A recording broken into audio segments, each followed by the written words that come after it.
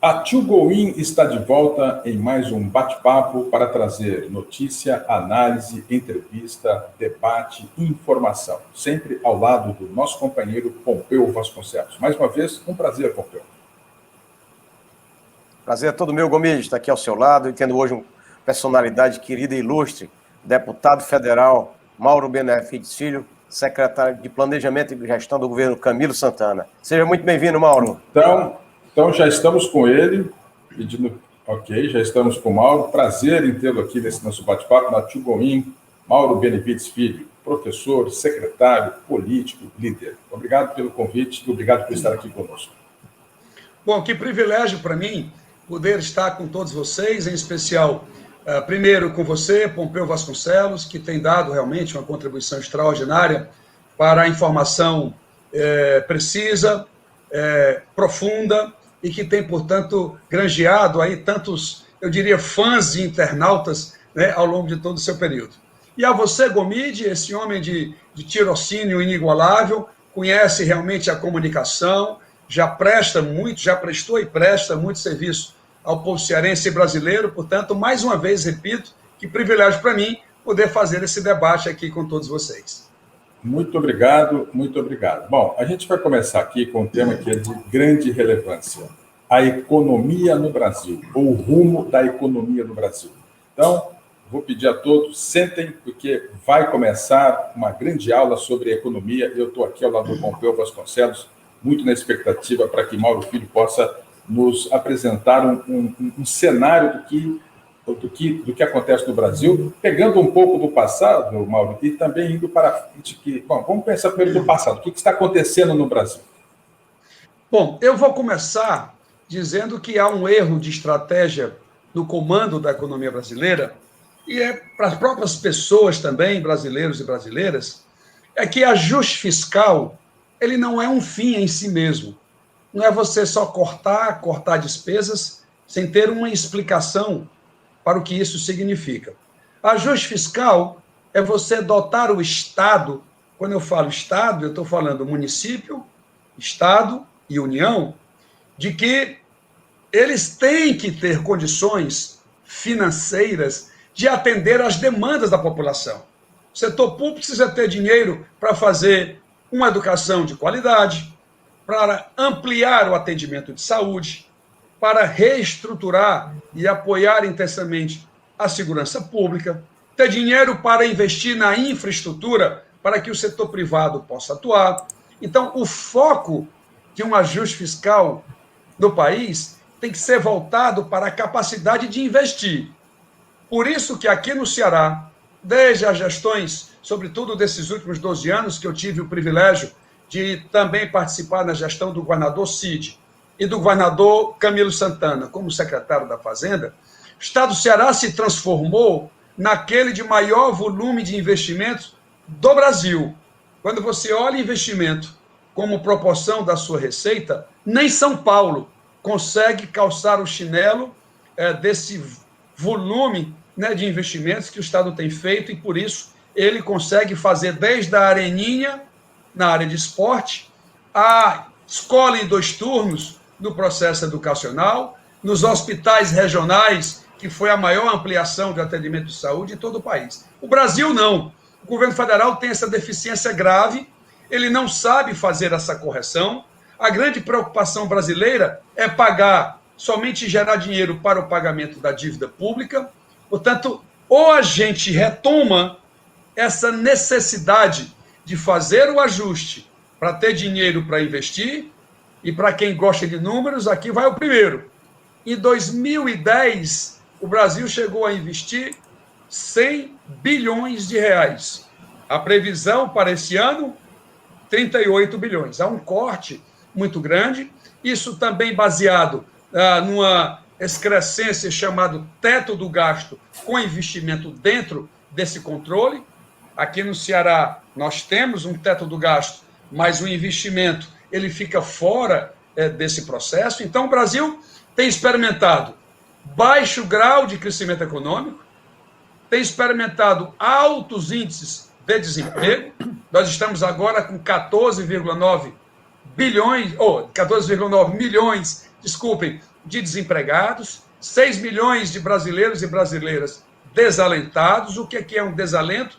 É quando aquela pessoa que está apta a estar no mercado de trabalho já nem acreditam, todas elas, que é possível ter um emprego, que nem procuram, desaparecem aí da contabilidade do emprego. E temos aí de 18 a 20 milhões de brasileiros e brasileiras na informalidade. Então, esse é um quadro grave. O governo federal, ele diz que só tem 44 bilhões para o auxílio emergencial, mas da noite para o dia, ele cria 280 bilhões para pagar um adicional de juros para a dívida pública brasileira. Então, esse descompasso está gerando problemas graves aqui no nosso país. Pompeu? Ô, Mídia, eu preciso fazer uma pergunta para o Mauro, que os brasileiros, principalmente de menor renda, estão se sentindo muito com o governo federal esse aumento dos juros, né? Estão prevendo aumentar os juros para 6,5% ao ano, quer dizer, um acréscimo de 4 pontos percentuais. Então, onde é que vai vir esse dinheiro? Se o governo diz que não pode aumentar o benefício, né, agora com a pandemia, e por que ele pode pagar o juro? De onde é que vem essa receita, Mauro? Então, vamos portanto, Pompeu, quantificar para os brasileiros, para os nossos internautas, a seguinte conta. O governo diz que não tem como ampliar o auxílio emergencial, que hoje só são 44 bilhões, lembrando que ano passado foi 293. Então, houve uma redução drástica do auxílio emergencial. Mas, ao mesmo tempo, ele vai aumentar de 2 para 6,5, como você acaba de mencionar, a taxa de juros. Vamos fazer a seguinte conta. Aumentar de 2 para 6,5 significa 4,5 pontos a mais ao ano do tamanho da dívida pública brasileira. Qual é o tamanho da dívida pública brasileira?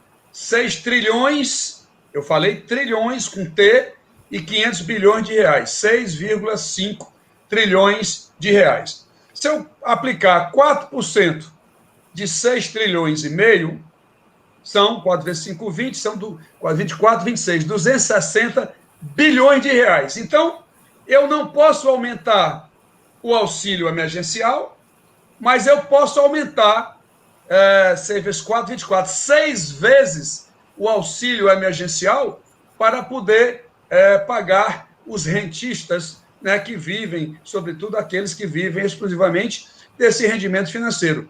Qual é a lógica de eu ter que me endividar? Porque o Brasil só tem déficit. No dia a dia da sua despesa, ele é deficitário todo santo mês.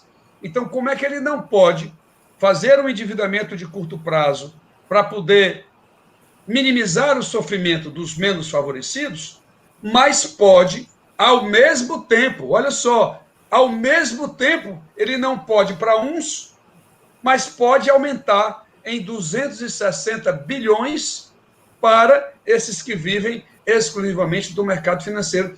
Tem algo errado, não precisa ser doutor em economia para compreender que esse processo de alocação de recursos está totalmente equivocado.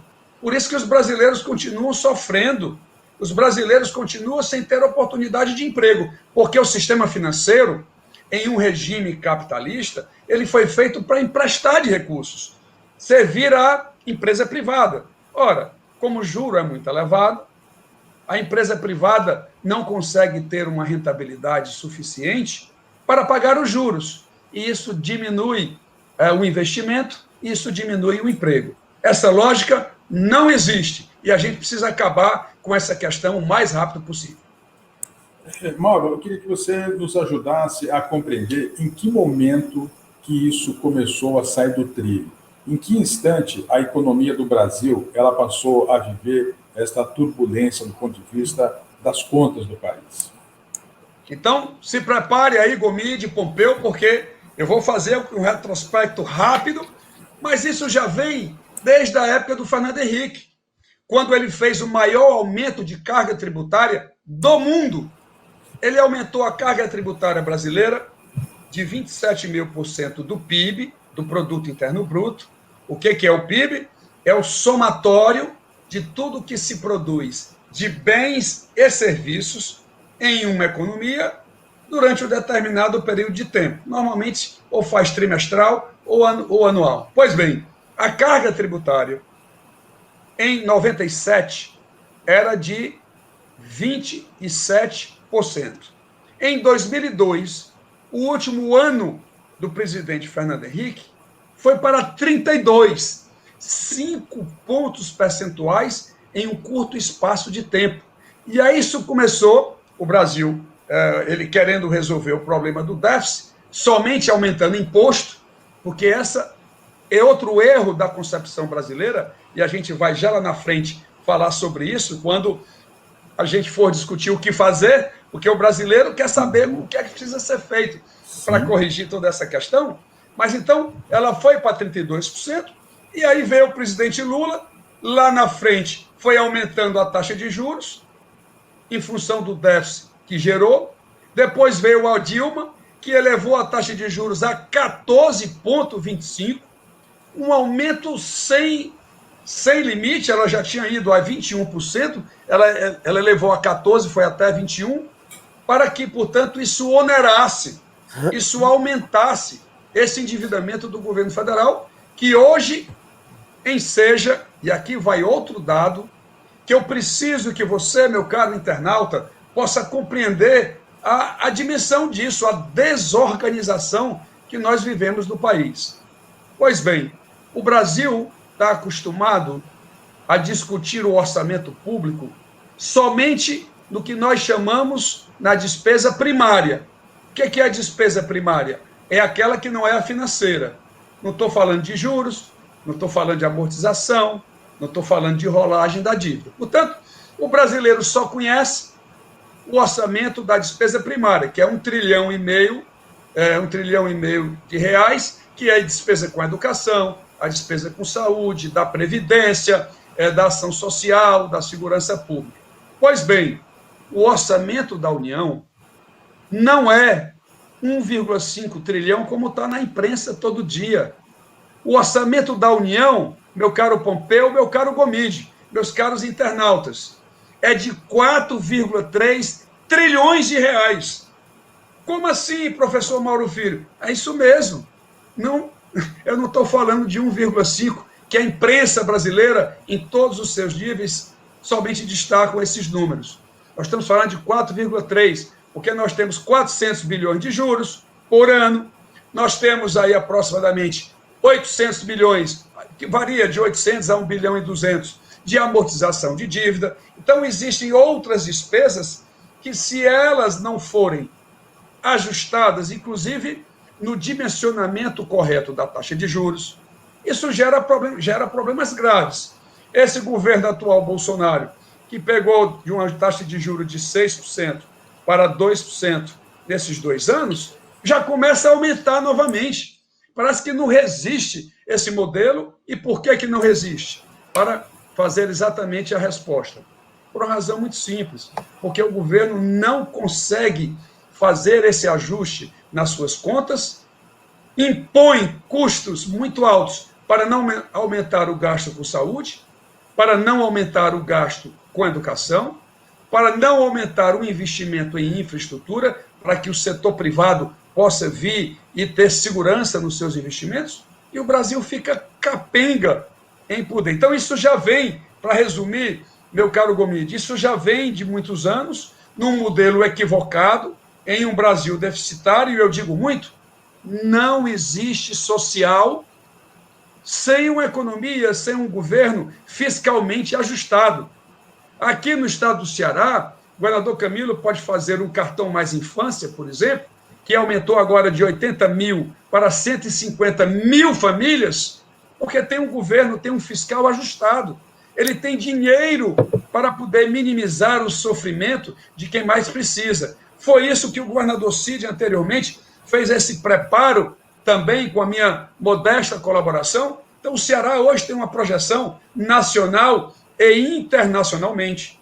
As agências multilaterais, Banco Interamericano, Banco Mundial, a CAF, enfim, qualquer organismo que você examinar e que você pedir uma opinião sobre o estado cearense, eles vão de pronto dizer que realmente aqui há uma gestão de cunho fiscal muito rigoroso, mas que tem como objetivo o investimento, o atendimento das demandas da população. No governo federal é o oposto. Para eles, fazer ajuste fiscal é ter dinheiro somente para dívida. Por isso que tem uma história, eu vou já alongar aqui a minha, que eu sei que vocês iriam fazer essa pergunta, por isso que tem essa história de teto do gasto. Ora, mas o que é o teto do gasto? É você ter a despesa do ano anterior somente corrigido pela inflação. Então, mesmo que a receita aumente muito mais que a inflação, exemplo clássico de 2019, a inflação de 3,75, a receita cresceu 11%. A educação e saúde só pode crescer 3,75%. E aí a diferença do acréscimo de receita vai para onde? Vai para a dívida. E como é que o governo consegue cumprir isso? Até porque as despesas obrigatórias do governo federal, pessoal e previdência, olha só, pessoal e previdência representam 85% das despesas obrigatórias. E essas despesas, elas continuam aumentando, além da inflação. E aí, na sala de aula, o aluno sempre pergunta, mas então como é que o governo diz que está cumprindo esse tal teto do gasto? Por uma resposta muito simples, porque ele aumenta gasto de pessoal e previdência em termos reais, portanto, descumprindo o teto nessas despesas, aí ele vai lá no investimento e corta. Portanto, no total, você tem o governo federal dizendo que está cumprindo o teto. É por isso que o Brasil perdeu, inexiste capacidade de investimento. Por isso que o Brasil não cresce. E essa é a diferença do modelo de gestão que está implantado o oposto do Ceará, do Ceará e o do Brasil. O Pompeu disse o oposto do Ceará. O oposto do Ceará, Pompeu, você frisou exatamente porque a gente precisa clarear essas diferenças para que a população ela tenha mais clareza de como identificar, por isso que eu estou realçando esses pontos. Eu não estou dizendo que o Ceará não tenha teto de gasto, ele tem, só que ele tem em moldes fiscais e de gestão tributária muito diferente do que tem o Brasil. Como eu disse no início do nosso bate-papo, o Ceará se transformou, já há muitos anos, naquele de maior volume de investimento do Brasil. Como é que pode? Um estado que ainda é o quinto estado, vamos dizer assim, de pobreza no Brasil, ele vem crescendo, vem melhorando, mas ainda é um estado muito pobre, a gente precisa ainda mais acelerar esse processo de crescimento, mas mesmo assim, o modelo de gestão que está implantado permite o Ceará conseguir investir 3,5 bilhões por ano, que é o que está previsto para 2021. Esse é o dado que... E o Brasil? O Brasil ele saiu de uma possibilidade de 100, 110 bilhões ano para 38. Em 2021, se é que vai conseguir. Eu estou falando do que está na proposta orçamentária. Eu acho que o Brasil vai investir muito menos, porque ele não tem condições de fazer esse ajuste que está lá feito. E quando a gente for falar daqui a pouco sobre como consertar esse problema, aí todos nós vamos perceber que não existe nada extraordinário, basta ter determinação não só técnica, mas determinação política de querer enfrentar esses desafios que são indispensáveis para que o Brasil volte realmente ter uma pessoa, ter um gestor, ter um programa, porque a questão em um processo eleitoral não é só você ter uma pessoa sozinha que vai resolver o problema, que não é só isso. Você precisa ter por trás dessa pessoa um programa sólido, com começo, meio e fim, que possa, portanto, a população avaliar antes. Porque se ela der o ok, quando essa pessoa, quando esse líder estiver investido do cargo de presidente da República, ele seja capaz, no Congresso Nacional, de aprovar essas modificações que, com certeza, nós vamos já comentar sobre elas. Se me permite só um instantinho, veja só, eu ouvi que o Mauro disse que o investimento no Brasil, que o investimento no Brasil na casa de 38 bi, e no Ceará 3,5 bi. Quer dizer, é muito desproporcional, não é verdade? Só para ressaltar esses números aí, né? Como proporção, o governo federal é talvez um dos menores do mundo. Né? Tem estados. Ora, se o estado do Ceará investe 12% da sua receita corrente líquida, São Paulo é 5,9%. Nem São Paulo consegue ter essa proximidade com que nós alcançamos aqui no estado do Ceará. O governo federal é outro desastre. Ele não consegue fazer isso porque tem uma visão. E aí muitas vezes diz, então vocês querem questionar a dívida pública? Não é isso. Pelo contrário, Ciro, e aí me permitam, eu tenho que falar nesse momento, quando governador do estado do Ceará, esse dado é extremamente relevante. Peço, portanto, a todos que estão, aos empresários, aos economistas, aos gestores, enfim, a todos que estão nos dando a oportunidade, meus colegas, professores e professoras, enfim, em 93 e 94, quando Ciro era governador, o Estado, depois de 2 anos, né, feito aquele ajuste, o Tássio tinha iniciado no primeiro mandato, e o Ciro fez, portanto, aquele aprofundamento necessário de tal monta, isso é história que precisa ser sempre lembrada. Naquela época, os estados brasileiros podiam ir no mercado financeiro, lançar títulos públicos para se financiar. Hoje não pode mais. Desde 1997, que somente a União é capaz de lançar títulos públicos no mercado financeiro. Pois bem, em 93 e 94, meu caro Pompeu, o estado do Ceará foi lá nos bancos, lá no mercado financeiro, e ele resgatou toda e integral sua dívida mobiliária que estava lá no mercado financeiro. Então, quando as pessoas querem cravar no Ciro de que ele está questionando, né, legitimidade da dívida, é bom examinar um pouco o passado, porque o passado fala pela gente. O estado do Ceará foi o único estado no Brasil, eu tive a oportunidade de ser secretário de Planejamento, depois secretário da Casa Civil, mas secretário de Planejamento, para poder o Estado sendo capaz, sob a sua liderança, de resgatar toda essa dívida, honrando contratos. Aliás, isso é um exemplo que o Estado do Ceará tem hoje, de honrar os seus contratos. O que nós questionamos, primeiro, é fazer um fiscal capaz de que retome a capacidade de investimento e que essas taxas de juros tão elevadas que o Brasil está acostumado a vivenciar, a gente tem que criar uma situação de confiança do mercado financeiro para que essas taxas de juros, ou que mais tecnicamente nós chamamos a curva a termo da taxa de juros, que é os juros de curto prazo, que a gente possa repassar essa confiança e, consequentemente, essa taxa de juros de longo prazo venha a cair. Medidas existem e nós seremos capazes, com certeza, de providenciar essa solução que o Brasil e que o mundo, nós temos muitos investidores nacionais e internacionais querendo vir para o Brasil, mas enquanto essa segurança não for estabelecida, infelizmente, esses investimentos não acontecerão. Meu caro Mauro, esse é um momento importante no Congresso Nacional, momento em que as atenções se voltam novamente para a reforma tributária. O que você vê que eles estão querendo colocar e o que, na visão do Ciro, na visão do PDT, seria o mais correto nesse momento?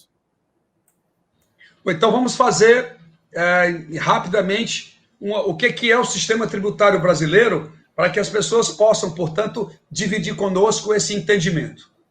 Dos 2 trilhões e 100 que se arrecada de imposto no Brasil, quando eu falo 2 trilhões e 100, eu estou falando da arrecadação dos municípios, dos estados e da União. Desses 2 trilhões e 100, 1 trilhão e 100, meu caro Pompeu, meu caro Gomide, oriundo do consumo. Ora, o mais pobre, o menos favorecido, ele gasta praticamente toda a sua renda no consumo. Aqueles que têm o maior nível de renda, inclusive com condições de poupar, eles só consomem parte da sua renda voltada, eles só alocam a sua renda no consumo, parte dela. Por isso que se diz que o Brasil ele tem o quarto sistema mais regressivo do mundo. Eu não estou falando da América Latina, do mundo. Por quê? Porque os mais pobres, como proporção da sua renda, pagam muito mais imposto do que pagam os mais ricos. Portanto, a reforma tributária... E outra coisa, quando você vai para o patrimônio, somente 100 bilhões. 1 trilhão e 100 no consumo, 100 bilhões no patrimônio. Como assim no patrimônio, deputado Mauro Filho? Da seguinte maneira, porque na propriedade, quando você compra um carro, a Secretaria da Fazenda vai lá e cobra o seu IPVA, viu, Gomide? Vai lá, Pompeu, e cobra IPVA. Mas, quando alguém compra um barco, um avião, um helicóptero, Pompeu, paga 0 de IPVA. Ou seja, temos que fazer uma equalização. Nós temos certos estratos da população que a gente tem que dar uma elevada e diminuir imposto, que o brasileiro não aguenta mais carga tributária. Não adianta falar em mais imposto, em mais carga, porque ninguém aguenta. Mas a gente tem que fazer uma melhor redistribuição desse processo para que a gente torne o sistema mais justo. E tem, assim, aberrações muito grandes. E essa, com certeza, os nossos internautas vão ficar irritados com o que eu vou falar nesse momento. Existem isenções, meu caro Pompeu, meu caro Gomide, que são as seguintes.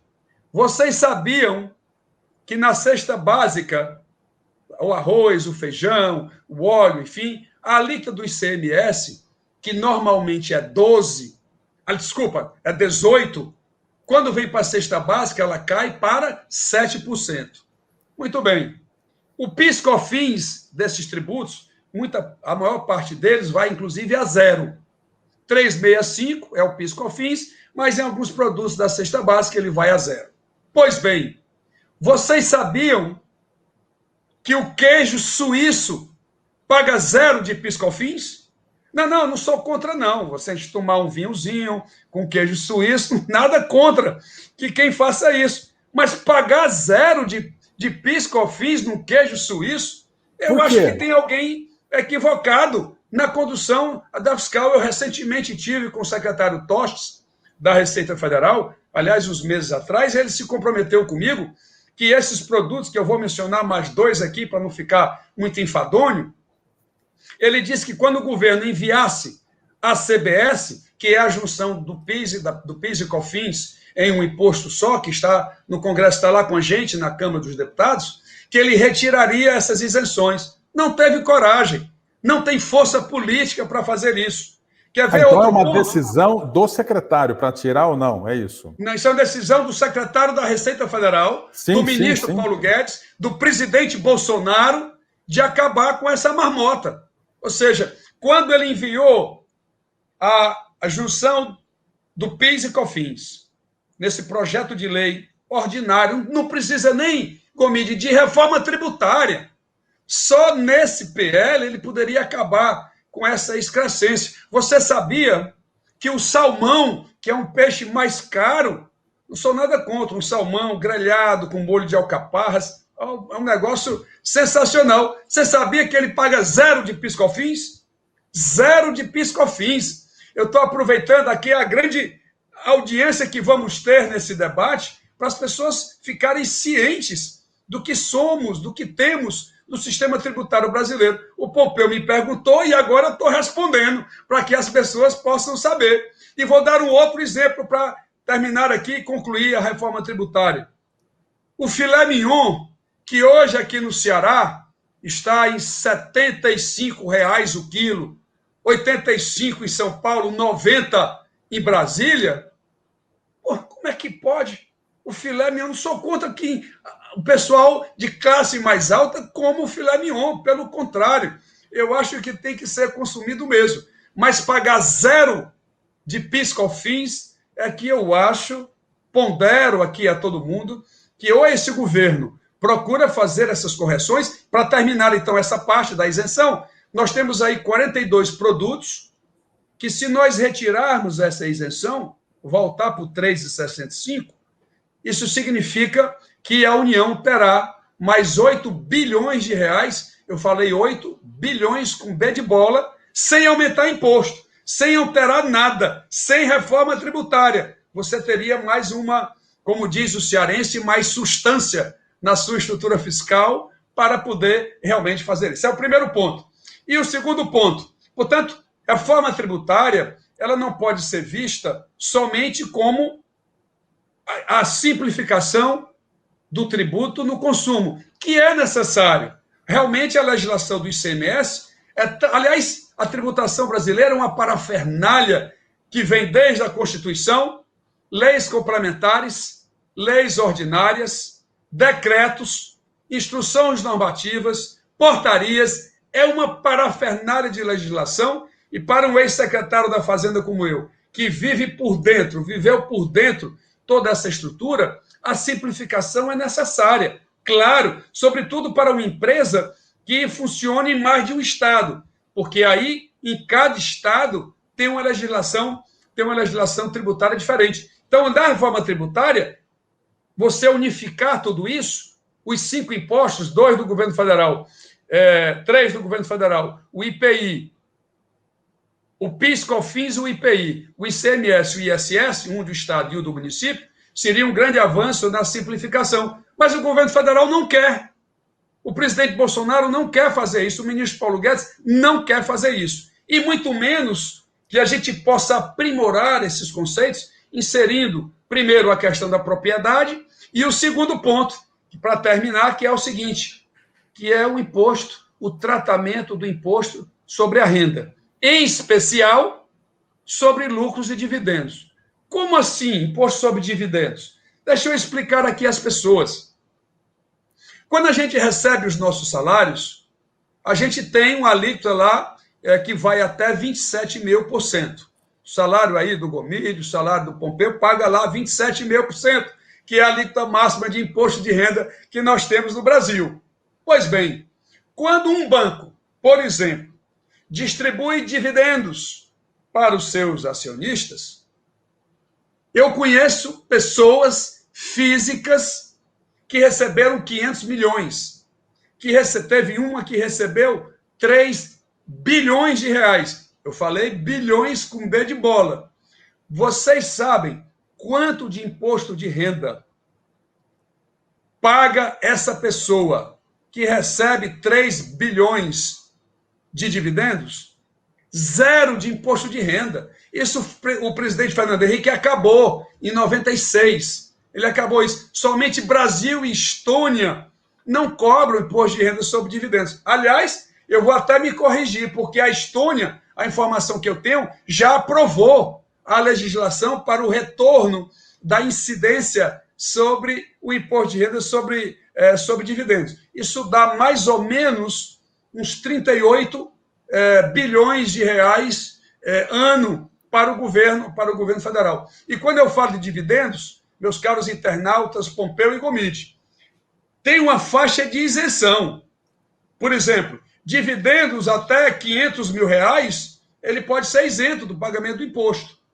Então, isso tem que ser considerado quando você define para poder ter foco no imposto, não na grande maioria, na classe média brasileira, ninguém aguenta mais imposto.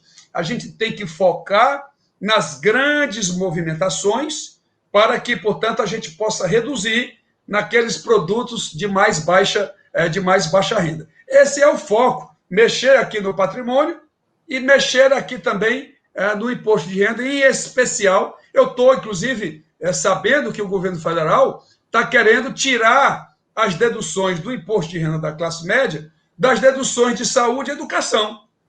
E não tem coragem da incidência do imposto de renda sobre dividendos. Mas, para terminar, eu tenho informado da última vez que estive com o ministro Paulo Guedes, ele me disse, Mauro, eu estou praticamente convencido de que vou enviar ao Congresso a cobrança do imposto de renda sobre dividendos. Eu espero que ele esteja sendo sincero comigo quando da última audiência, quando ele falou dessa possibilidade. Mas o que ele quer mesmo, e aí vem a polêmica, o que ele não pensa em reforma tributária. O grande desejo do ministro Paulo Guedes é, na realidade, o retorno da CPMF, que ele está chamando, Gomide, de Imposto sobre Transações Financeiras. O nome é diferente.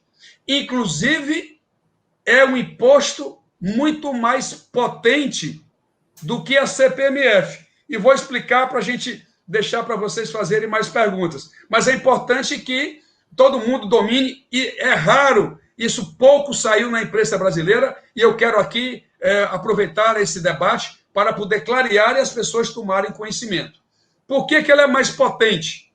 Por exemplo, se alguém quiser num Caixa 2 comprar um carro para entregar para a sua namorada, para o seu laranja, ou quem quer que seja, esse carro só será registrado no Detran se pagar o ITF, o Imposto sobre Transações Financeiras. Portanto, não é somente na movimentação financeira, não. Ele tem outro arcabouço de incidência. Outro exemplo, se quer comprar um apartamento e colocar em nome de terceiros, vindo lá de onde vem esse dinheiro, pois bem, ele coloca lá dentro lá das suas caixas de sapato, vai lá, paga. Esse imóvel não poderá, dentro do ITF, ele não poderá ter o seu registro no cartório se não pagar o ITF.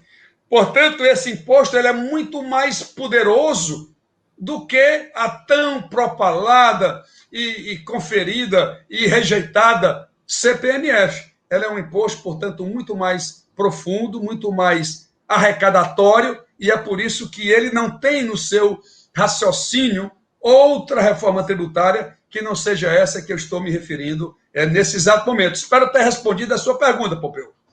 Meu caro Gomide, eu estou evitando interromper o secretário Mauro, porque são palestras brilhantes que ele faz aqui para nós, mas eu não posso deixar de passar uma pergunta que a nossa audiência tem vamos dizer assim, uma admiração muito grande pelos Estados Unidos, né? Agora você vê com a vacina, tem gente querendo se vacinar nos Estados Unidos. Nos Estados Unidos pode tudo. Mas quando a gente fala do imposto pós-mortes, e aí ninguém gosta. E eu queria saber como é que o deputado Mauro, o secretário Mauro, né, ele enxerga, ele faz essa separação tanto do imposto pós-mortes nos Estados Unidos, como os impostos de transferência de mercadoria e a comparação com o tributo pós-mortem. Bom, então, em relação ao imposto sobre herança, esse aqui no Brasil, isso é um imposto estadual, cuja alíquota máxima, que inclusive a Constituição delega ao Senado. Esse é outro ponto para esclarecer aqui aos nossos internautas. A Constituição delegou ao Senado Federal, não ao Congresso Nacional, mas ao Senado Federal, a definição da alíquota do ITCMD, ou do ITCD, como mais popularmente ele é conhecido. Pois bem, durante a campanha presidencial, nós destacamos 2 colegas professores para irem aos Estados Unidos, porque o brasileiro adora se comparar com os Estados Unidos. Porque os Estados Unidos é assim, os Estados Unidos é assado. Pois bem, e realmente é o maior exemplo, a maior pungência, não é isso, do capitalismo mundial, são os Estados Unidos. Então, nós deslocamos 2 professores para conhecer lá o imposto sobre herança. E eu, inclusive, lá há uma cultura de doação muito forte. Lá se doa para a sua universidade de origem, lá se doa para a Cruz Vermelha, lá se doa muito para fundações. E eu achava, Pompeu, que aquilo era uma coisa cultural do americano. Eu interpretava como algum fator antropológico de formação do americano, enfim. Mas aí eu fui buscar, já que você me provocou na pergunta, nós fomos buscar nos Estados Unidos o que é que dizia esse imposto sobre herança. Pois bem, Lá nos Estados Unidos, a menor alíquota, vou repetir, a menor alíquota do imposto sobre herança é 20%, e a maior alíquota, porque isso varia de conformidade com os valores da herança, é 40%. Lá nos Estados Unidos, quando você morre, quase metade fica para o governo americano. As pessoas, obviamente, que têm a faixa de isenção. Nessa alíquota de 40%, há uma isenção de 5 milhões de dólares de isenção, sobre qual a incidência só começa a ser feita a partir desse valor. Aqui no Brasil, a maior alíquota é 8%, e somente 12 estados do Brasil cobram 8%. Grande parte cobra 4%.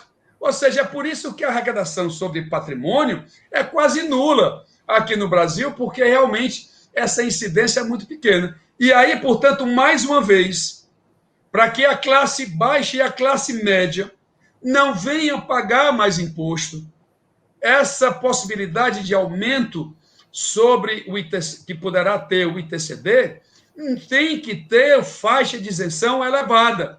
Então, a gente tem que buscar novos patamares. Há uma proposta no Senado de aumentar de 8% para 16%.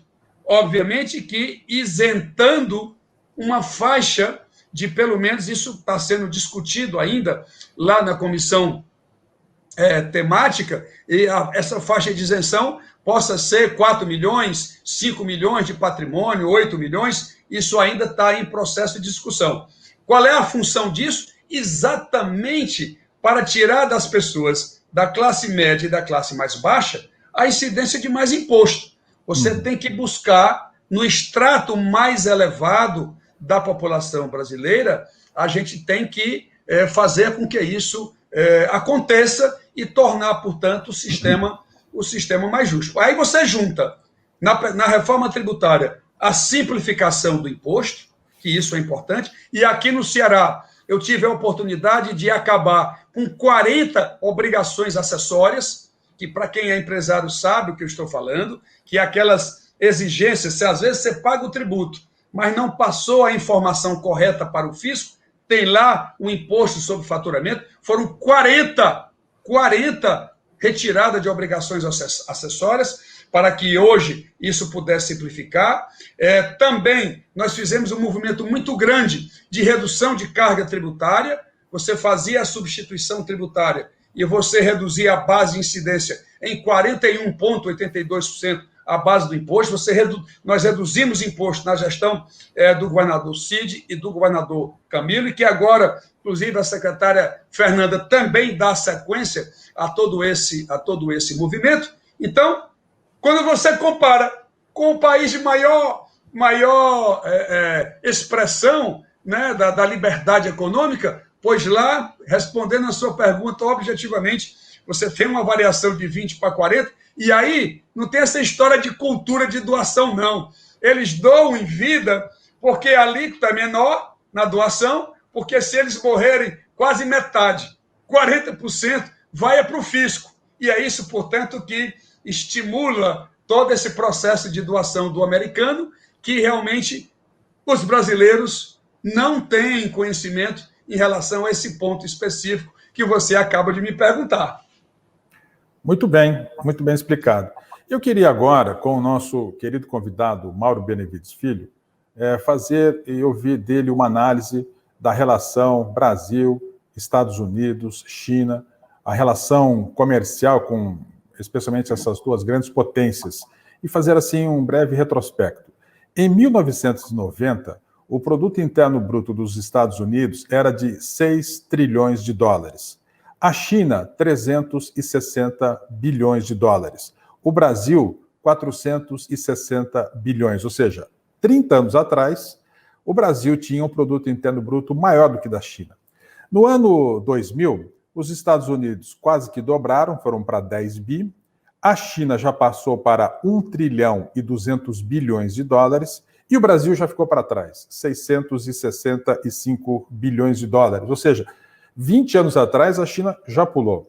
E agora, nesse último número de 2018, sem contar 19, 20 e 21, Os Estados Unidos têm um produto interno bruto de algo de 21 trilhões de dólares, a China 13 trilhões de dólares e o Brasil 1,8 trilhão, que talvez seja menor agora nesse 2021. Ou seja, o que aconteceu para que o Brasil se descolasse desses dois parceiros comerciais?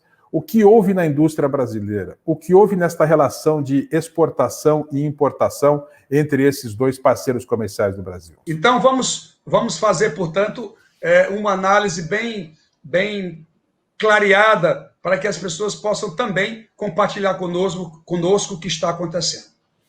Primeiro ponto que eu quero destacar e logo despontar que a China, como você já disse, teve um crescimento do seu PIB em uma velocidade maior do que cresce o PIB americano.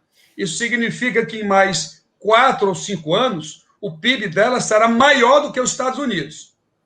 Tanto é, e eu vou explicar por quê, tanto é que hoje o maior consumidor, o maior comprador das exportações brasileiras não são mais os Estados Unidos. Atenção, brasileiro e brasileira. Os Estados Unidos não são mais o maior comprador das exportações brasileiras. O maior comprador agora é a China.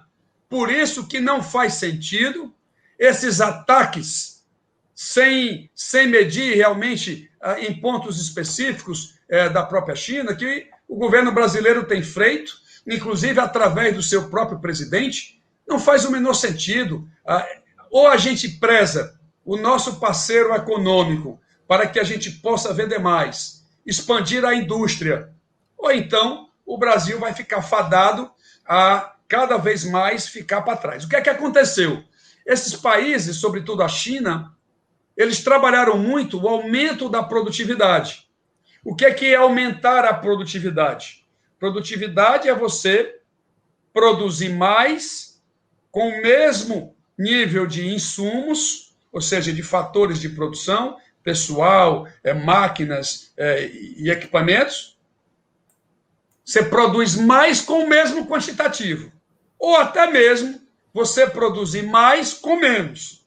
Então, a China, ela investiu muito em tecnologia, portanto, ela, apesar de ser um sistema autoritário, ela teve como foco o investimento nas suas universidades. Aqui no Brasil, se corta dinheiro das universidades. Você corta dinheiro em P&D, em pesquisa e desenvolvimento, em ciência e tecnologia. Os Estados Unidos, que tem já uma cultura muito grande nessa questão da produtividade, eles lá usam as forças armadas e injetam muito dinheiro para poder incentivar essas grandes descobertas, sobretudo na área eletroeletrônica e na área dos medicamentos. Pois bem, no Brasil, nós tivemos, Gomide, exatamente o oposto.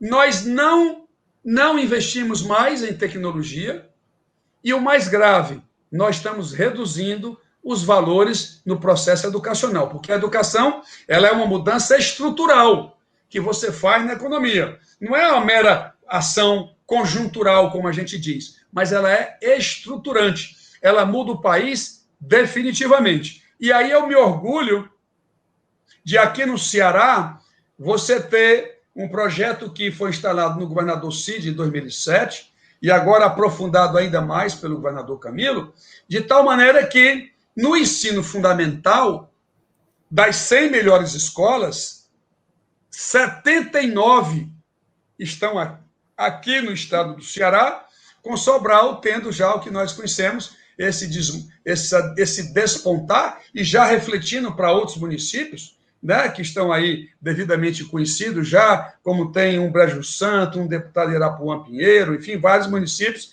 que estão aí despontando. E por que o Ceará, o governo do estado do Ceará, que é responsável pelo ensino médio, foi estruturar o ensino fundamental, que é de responsabilidade dos municípios? Por uma razão técnica e teórica muito simples. Porque o aluno já estava chegando no ensino médio despreparado. Por maior que fosse o esforço do Estado no ensino médio, não fazia sentido. Por isso que o Estado estava lá embaixo, 18º no ensino médio. Quando esses alunos do ensino fundamental, na nova metodologia, começou a chegar no ensino médio, o que é que aconteceu? O Ceará passou a ter, era 17º ou 16º, e aí veio galgando nesses últimos 4 anos.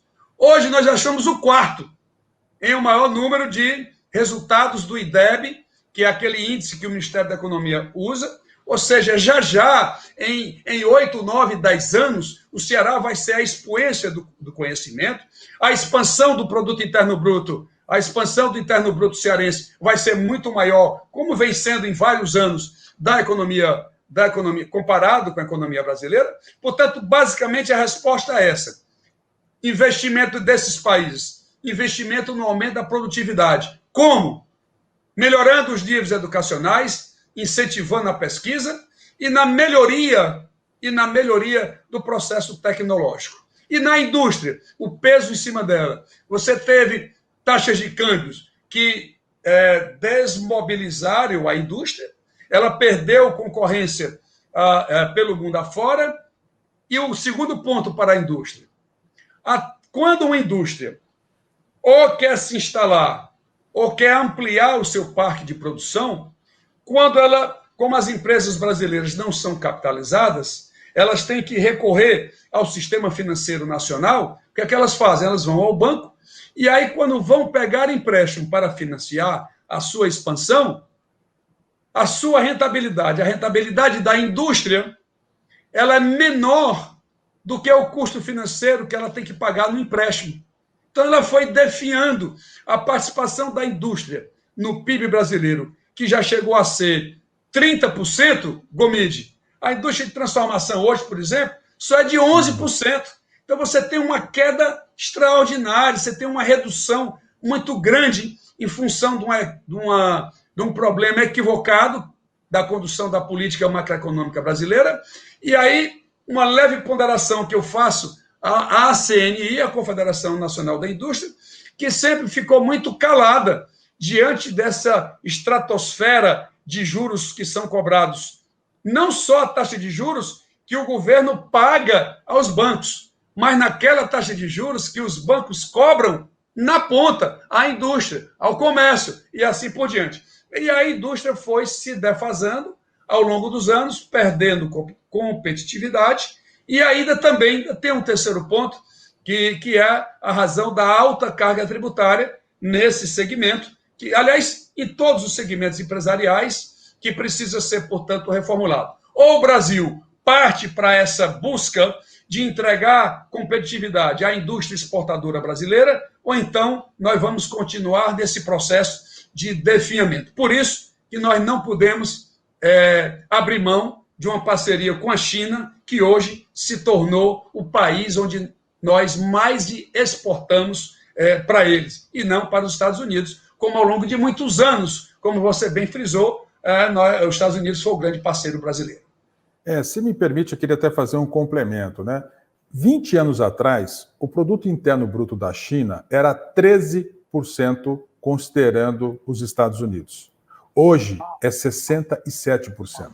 Em outras palavras, os Estados Unidos eram 100%, a China 13%, 20 anos atrás. Hoje, os Estados Unidos são 100% e a China é 67%. Você imagina essa proximidade. Recentemente, surpreendeu, pelo menos a mim surpreendeu, uma declaração da ex-secretária de Estado, ex-candidata à presidência dos Estados Unidos, Hillary Clinton, dizendo algo que eu falei, meu Deus, a Hillary, a voz do capitalismo dizendo isso, ela disse textualmente o seguinte: os Estados Unidos precisam recuperar os seus meios de controle de produção. E nem que para isso precise que o Estado, o governo americano, ajude as empresas americanas. Isto é muito surpreendente, porque isso confronta com aquele pensamento de que Estado é mínimo, Estado não pode estar presente, o Estado ele tem que se afastar da iniciativa privada completamente, não tem que dar apoio à iniciativa privada. E o que aconteceu com os Estados Unidos foi que a China, numa boa expressão, se é que podemos dizer isso, ela praticamente plantou uma armadilha comercial para o mundo. Lá atrás, ela oferecia a sua mão de obra, a sua força de trabalho, para que o mundo fosse produzir lá. Então, você tinha na China algo como 10 milhões de trabalhadores, hoje você tem 150 milhões de chineses trabalhando na indústria. E a maior força, a maior oferta que a China ofereceu para o mundo foi: olha, nós aqui podemos produzir o seu iPhone, a sua máquina e mais outros produtos. Quanto você gasta aí? Gasta 10. Aqui nós fazemos por 2, nós fazemos por 3. Então, o mundo foi produzir na China, né? E isso tirou os empregos dos países. Tirou o emprego do Brasil, tirou o emprego, inclusive, dos Estados Unidos. O presidente Donald Trump, eu lembro bem, naquela gestão dele, 17 até 20, ele dizia assim: empresários americanos, voltem a trazer as suas empresas para os Estados Unidos. Aí o empresário americano: senhor presidente, nós gastamos para produzir lá 5, o senhor quer que eu traga a empresa de volta para gastar 7? Não vou fazer. Ou seja, estamos assim preso por esse planejamento comercial da China. Eu queria sua análise sobre isso, Mauro. Como que será possível os países, especialmente os maiores países, saírem desse abraço comercial chinês? O que houve foi uma total incoerência entre o que os Estados Unidos pregaram a vida inteira da livre concorrência, que o mercado se ajustaria em todo esse processo. O que aconteceu foi que a China, em função, porque antigamente, Gomide, um produto chinês era tido como de baixa qualidade. Eles copiavam, né, o que se fazia de bom. Mas, paralelo a isso, eles foram investindo nas universidades, na pesquisa, no desenvolvimento dos chips, por exemplo. E aí o que é que aconteceu? Como lá essa tecnologia estava começando a ficar mais barata, pelo investimento que foi feito nessa área, várias empresas americanas migraram o processo de produção dos Estados Unidos para a China. Então, o que está amedrontando os Estados Unidos são 2 pontos. O primeiro, que eu já falei, é porque a China, como cresce a velocidade do seu produto interno bruto muito mais rápido do que crescem os Estados Unidos, em 5 anos a China vai ter o maior PIB do mundo. Os Estados Unidos vão perder a proeminência que eles tiveram ao longo de tantos anos. Eles vão perder todo esse processo. Então, e além disso, quando tem crise econômica, que as empresas vão quebrar, vamos falar da crise recente de 2008, que foi a crise dos subprimes, ou seja, a crise dos títulos do mercado imobiliário americano, que esses títulos, inclusive, foram vendidos para a Europa e, numa segunda fase, foram vendidos para a Ásia. O que é que aconteceu? Ora, foram buscar no Tesouro Americano, foram buscar a sustentabilidade tanto do sistema financeiro, das indústrias automobilísticas. Poucas pessoas sabem que na crise de 2008, a maior seguradora do mundo, a AIS, recebeu do governo americano 80 bilhões de reais. Olha a incoerência. Como é que é um sistema de livre concorrência? Não se deve fazer tarifa de importação, era só o que o Trump estava fazendo nesses últimos anos. E, portanto, a prática, o discurso não correspondeu com a prática. A General Motors, a GM, a grande empresa de automóveis dos Estados Unidos, de lá para cá, sabe quanto eles receberam para que a General Motors não falisse? 30 bilhões de dólares.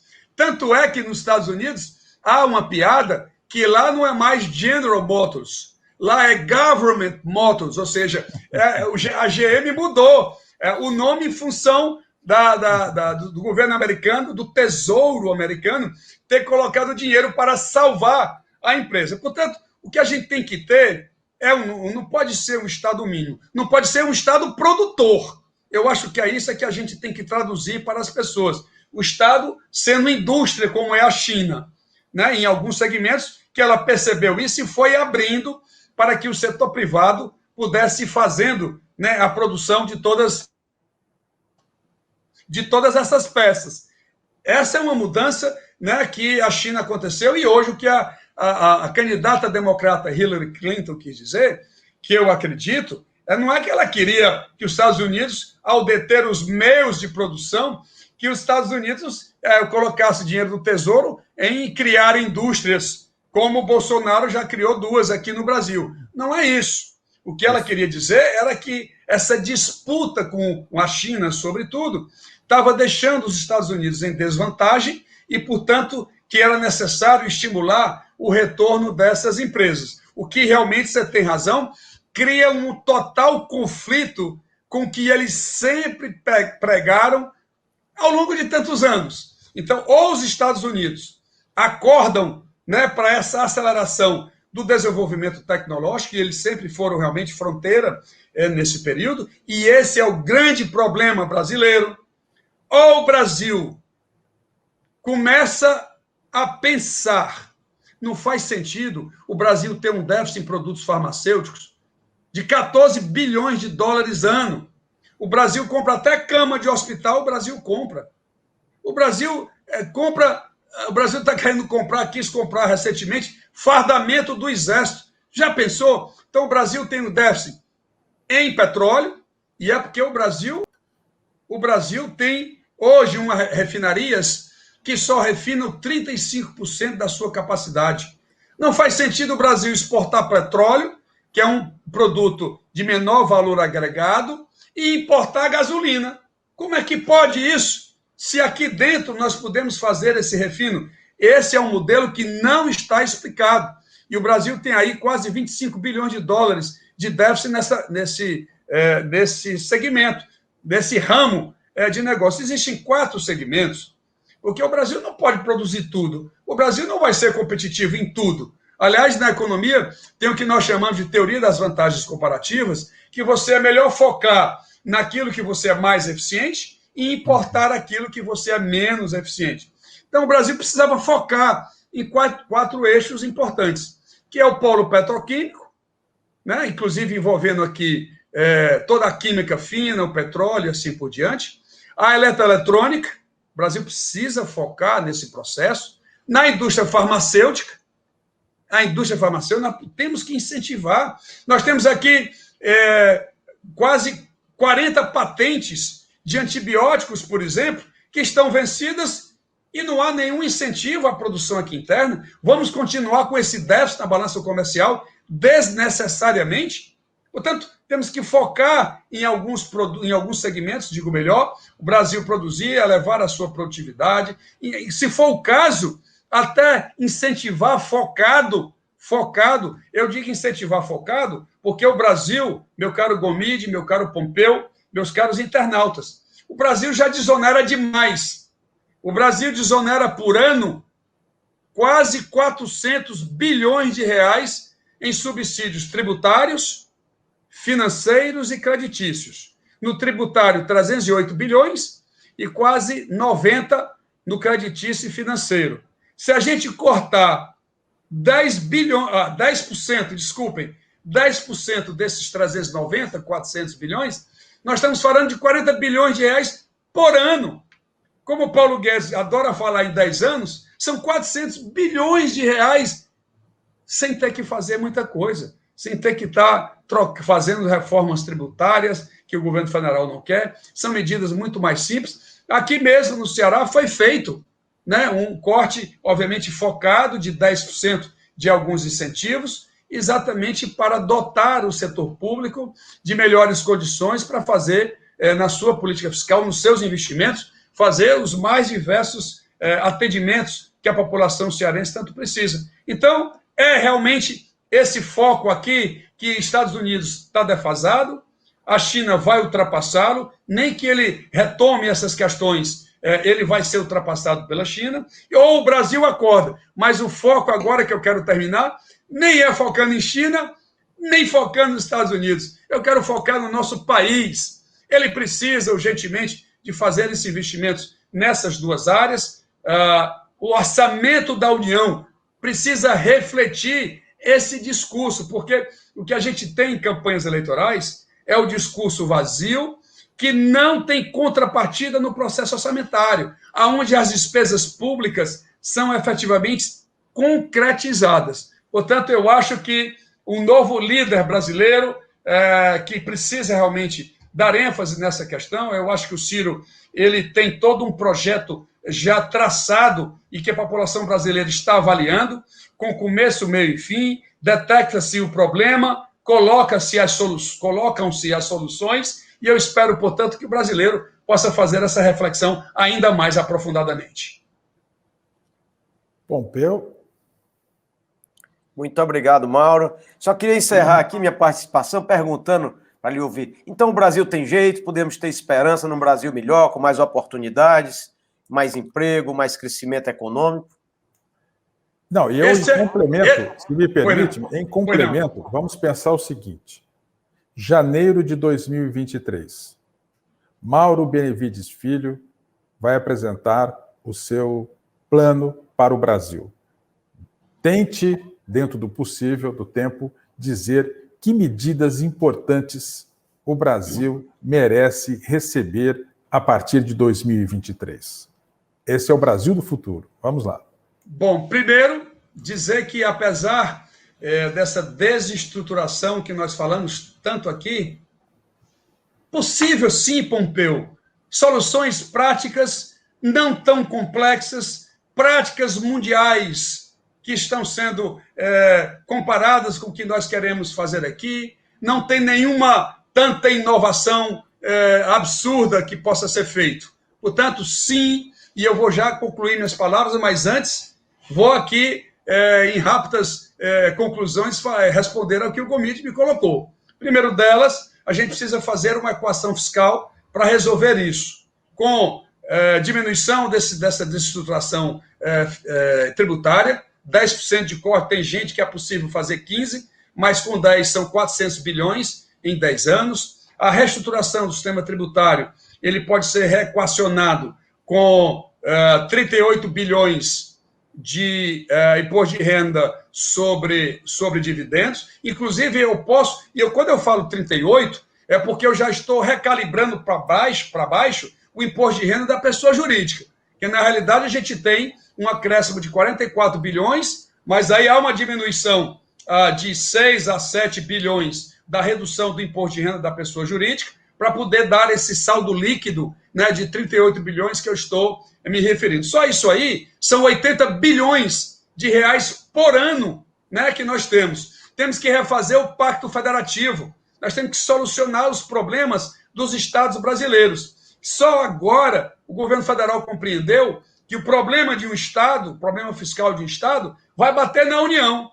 O Rio de Janeiro, eu vou dar um dado aqui, que ninguém tem na imprensa brasileira, nem na imprensa cearense, meu caro Pompeu, meu caro Gomide, que é o seguinte: o Rio de Janeiro tem lá o seu problema fiscal, entrou no que nós chamamos de regime de recuperação fiscal, passou 3 anos, eram 6 anos, passou 3 anos o governo federal pagando a dívida do Rio de Janeiro. Sabe quanto nós brasileiros pagamos para o Rio de Janeiro nesses 3 anos? 70 bilhões de reais. O governo federal se endividou, nós brasileiros todos estamos pagando essa dívida para o governo federal pagar o Rio de Janeiro. Agora vai entrar Minas Gerais e Rio Grande do Sul. Nós precisamos fazer uma redefinição do Pacto Federativo, ajustar os estados e aí, inclusive, beneficiando os estados que fizeram o seu dever de casa. O estado do Ceará nunca foi beneficiado por ter feito o seu dever de casa. Terceiro ponto, investir nessas 4 áreas que eu acabei de refletir nesse exato momento e ter medidas de cunho social para, inclusive, redefinindo esse programa que se chamou de Bolsa Família, que perdeu o foco, tem poucas famílias enquadradas, precisamos lembrar dessas pessoas, portanto, ao melhorar a distribuição de renda e tratamento dos menos favorecidos, ele pode ser feito não somente na questão do imposto, mas ele pode ser feito pelo lado do gasto. E é isso também que a gente tem que pensar nesse ponto de melhor distribuir, focado no mais pobres. Então, para terminar, eu acredito sim, Pompeu, com essas medidas, é possível sim fazer um Brasil muito mais justo e um Brasil ainda mais desenvolvido. Estamos prontos para processar essa transformação obviamente com a liderança desse grande cearense brasileiro que chama-se Ciro Ferreira Gomes. Muito bem. Eu vou, da minha parte, agradecendo. E, Pompeu, as suas considerações. Só agradecer a disponibilidade do tempo do deputado Mauro Filho, pela sua participação aqui conosco, trazendo grandes informações e nos deixando a par do que acontece no cenário nacional e internacional, principalmente no futuro do país. Muito obrigado, Mauro. Muito bem. Bom, e com isso, vamos nos despedindo, agradecendo a gentileza do Mauro Benevides Filho, político, secretário, economista, uma liderança, um pensador da economia do Brasil, de propostas para o Brasil, de reflexão para o Brasil. É que eu sempre digo, é preciso que a gente mergulhe um pouco mais nas questões principais do Brasil, não fique só naquele entendimento raso e superficial, você não vai encontrar uma solução. Você precisa mergulhar, estudar. Eu acho que esse momento aqui que nós ouvimos, o Mauro contou um pouco com essa reflexão e com essa análise, porque no fundo, não é possível que alguém não queira o bem do Brasil no sentido de avançar. E é esse que se propôs este conteúdo, este bate-papo com o nosso convidado de hoje. Então, vamos agradecendo a todos e até o nosso próximo encontro.